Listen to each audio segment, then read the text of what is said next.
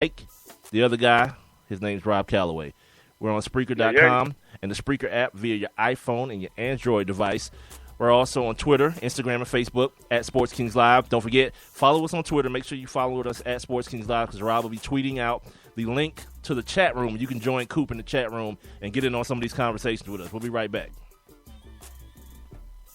What's going on, everybody? It's your man, Big Mike. Yep, and this is RC, Rob Calloway. First of all, we'd like to thank everybody for being down with the Kings and for supporting Sports Kings Live. Your listens, downloads, likes, and follows have allowed this show to grow by leaps and bounds in just a few months. Now, if you have a product or a business and you'd like to promote it on this show, it's simple.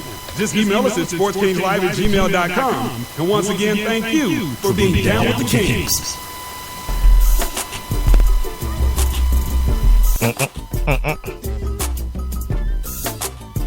I feel like I'm having problems with my levels, man. It's like I hear the music, but I don't hear myself real well. It's like something's going wrong. Let me see if I can hear Odell. Let's go! Yeah, I hear Odell. Turn it up! Turn it up! All right.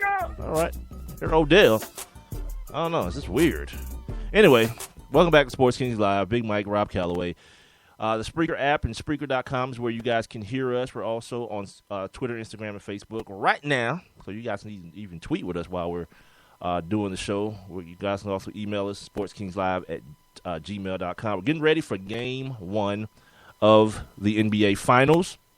Golden State Warriors at home taking on the Cleveland Cavaliers. Just talking about some of these kind of ancillary things around the game. You know, I think the game in 7, 8 days, the game has been broken down to its nth degree. So we're just trying to have a little fun with it right now. I meant to actually tease this. Go ahead.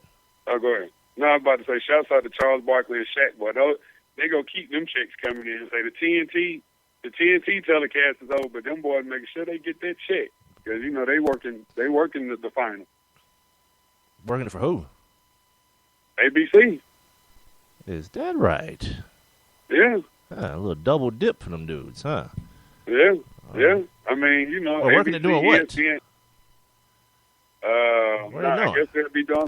I guess they'll be doing some color. I mean, I just heard earlier today on ESPN that Charles Barkley, he's not doing all the games. I think he's doing like 3 games. But then I was just on Twitter. Shaq's there. He should be on with the ABC crew when they come on at what time the game come on? 9. So I guess pregame come on at 8. The game come on at 9, but the coverage come on at 8:30 on ABC. Yeah, that's weird. That's weirdness. I don't know how I feel about that. Yeah, total weirdness. Anyway, so did you see what young Steph, the human mixtape Curry, had to say about winning the championship? Did you hear about that? It don't look like he got a haircut. Well, yeah, I heard about it. You know what, like. If you heard about it, don't just comment on it. You got to tell people what we're talking about because then it sounds like we're talking about inside stuff. Yesterday on the show, you talked about an article in which it talked about LeBron James and Steph Curry being born in the same hospital in Akron, Ohio.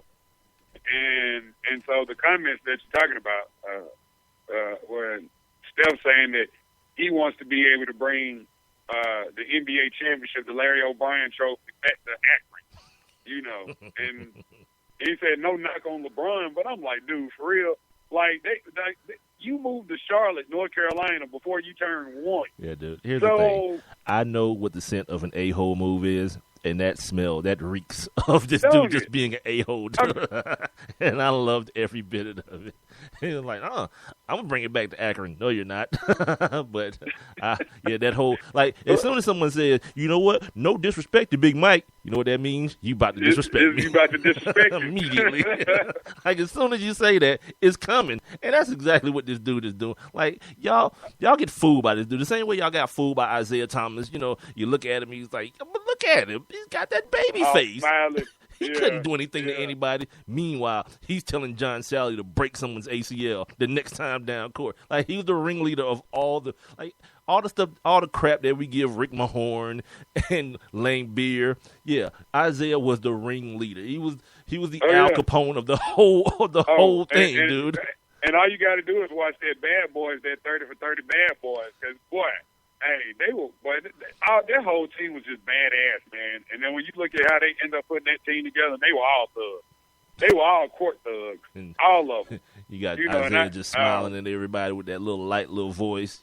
He couldn't hurt anyone. But then, all right. But I can't remember which game it was they lost. I think that's when they lost to the Bulls, and Isaiah just walked off the court. Everybody didn't shake nobody's hand. Yeah, everybody did. They just walked out the court. Yeah, with the their whole towels in thing. their Yeah, head. they just right. The Bulls. Right. The Bulls finally beat them, and then Yeah. they was like, you know what, we're out of here. Like, I'm all about that kind of stuff too, dude. Like, I'm definitely not the dude. Like, I don't even understand why it happens now. Like, why gotta shake your hand after the game? Yeah. We can just go home.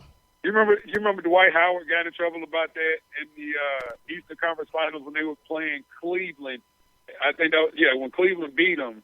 I think that was when Cleveland beat them, if I'm not mistaken. It might have just been in the game. Dwight Howard, he just walked off. Kevin Garnett has done it before.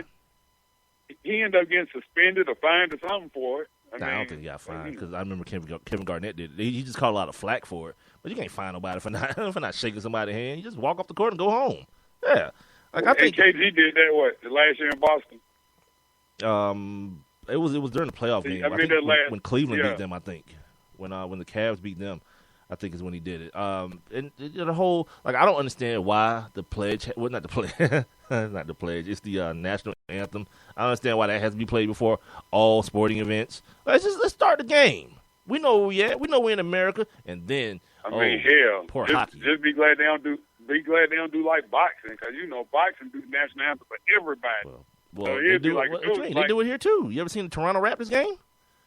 But see, if this was by boxing rules, they had to get like especially in this game, because look at Jesse Jackson sitting courtside. See, that's what the hell I'm talking about.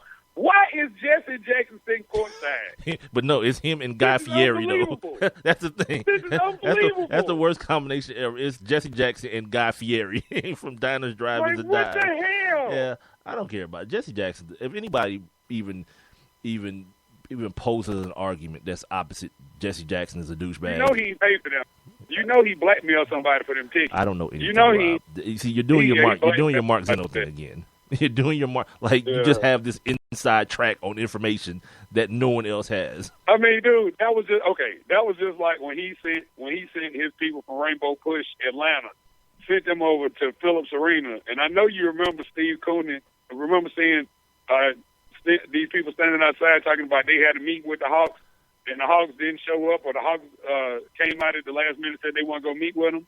And then Steve Coonan was like, I don't even know who these people are. Like, these people they're not even on our schedule. Like, who are these people? Yeah, those were Jesse's people. I'd like to propose something in light of that story, that we no longer call him Steve Coonan. We just call him Mr. Coonan.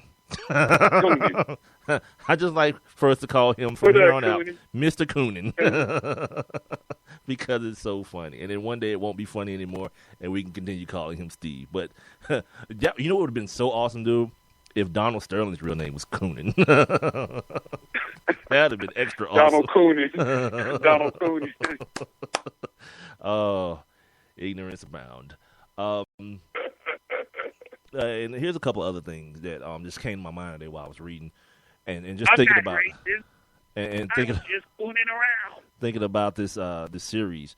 And I wanted to just pose the questions to you and whoever else is listening. If you guys want to jump in on the Spreaker app or the Spreaker.com and jump in this chat room. First, what if the Cavs lose? Like, what are the things that are going to have to be dealt with if the Cavs lose this series? Because you guys were listening yesterday. Rob actually picked the Cavs. I actually picked the Warriors, and it wasn't on purpose. It's just we just have different opinions on it. It wasn't like, this ain't Stephen A. Smith and Skip Bayless. Like, okay, you take this side of the argument. Okay, I'll take this side. Nah, it just happened that way. It could have just as easily been both of us picking the Warriors or both of us picking the Cavs. We just happened to not.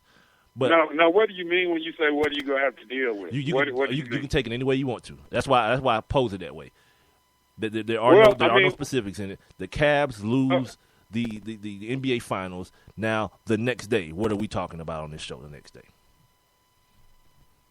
Well, LeBron, I think it would be that LeBron told everybody, like, not to expect a championship year one.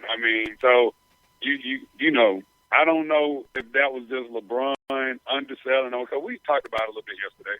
I don't know if that was LeBron underselling the fans or, if he really thought that they didn't have a chance of making it to a championship this year. So, but we got to understand, when he wrote the letter and when he said those things, there was no Kevin Love in the mix. There was no Iman Shumpert. There was no Timothy Mozgov. There was no J.R. Smith in the mix. Right. You see what I'm saying? And Matthew Dellavedova was, well, he was Matthew Dellavedova. You know what I mean? Right. So those things are in play when you're giving this answer. But go ahead. No, and see, here is a real situation where, like how everybody talking about the Hawks, like, oh, this is something that you can build on because, you got to step closer. Now, you can just build around this team and, maybe make it to the next level. See, that's, if you're a Cleveland Cavalier fan, see, you really have something to build on because you know that LeBron James is going to be there. You know that Kyrie's going to be there. I mean, Kevin Love say he's going to be there, and I don't know if the Cavs are going to keep Kevin Love. I mean, but, because you have this Tristan Thompson guy, playing great basketball. But this, the God honest truth is this team right here, could do a little plug and play here and there and definitely solidify themselves as the front runners to be champions in the offseason if they were to lose this. I mean, win, lose, or draw, I think that they are going to make some moves to make this team better because I definitely don't think Mike Miller sticks around. I mean, because at this point, what's the purpose of keeping Mike Miller other than maybe practice reasons? You got some other guys that are expendable on that team that you could possibly try to, get a couple other key players, bench players, if you will. And, if I'm a Cleveland fan, I mean, you got to be happy win, lose, or draw. I mean, think about how bad they've been without LeBron the past 4 seasons. They've been terrible. So, this is good times if you're a Cleveland Cavalier fan. This is good times right now. And this is Sports Kings Live. I'm Big Mike. He's Rob Calloway. Now, you mentioned Tristan Thompson, like you call him Thompson. The one thing the question that always comes to my mind is, why is no one ever kind of taking the under on him? The fact that we're seeing him do what he's doing in such a small sample size. And we're doing this thing where we're falling in love with J.R. Smith. Like, we've just forgotten J.R. Smith, the rest of his career, his previous career. You know what I mean? Well, and the same thing with Tristan Thompson. Like, you're going to now extrapolate what he's doing now in these playoff series against consistent competition every night to an 82-game season and then say, okay, Tristan in, Kevin Love out. You know what? I'm still the guy who's going to say I've seen Kevin Love do it longer and more effectively than Tristan Thompson. Yeah, I mean, I'm not saying Kevin Love out. I'm just saying that I think that both. Well, here's the situation now where, I mean, Cleveland has had Tristan for a couple years, but he didn't play with LeBron James. And if it hadn't been for Kevin Love actually going down in this playoff series, like we wouldn't have seen this right here because now Tristan is getting to play and he's playing a lot. So I think that that we're seeing something really good that could get even better. Playing around LeBron James. Right, but here's the point I want to make to you. This is the point I'm making, and I don't want you to miss the point I'm making. Is that there is even if you're not verbally saying Kevin Love out, you have to say Kevin Love out if you're saying Tristan Thompson in. Yeah, it's going to have to be that way. Yeah, because Kevin Love's not going to come off the bench. Right. I mean, I don't think he'd be willing to do people. This is the other thing that happens. People act like Kevin Love is some 30-year-old dude. Kevin Love's 25 years old. Right. He's a young cat. So again, to me, if you know how I am about stuff, I'm always a dude that's going to try to take the emotion out of things, and I think that's what's happening right now. People are getting caught up in the newness of this Tristan Thompson thing because we haven't seen it a lot. You just talked about him not playing that much in the regular season, and then now him playing based on need because Kevin Love being out.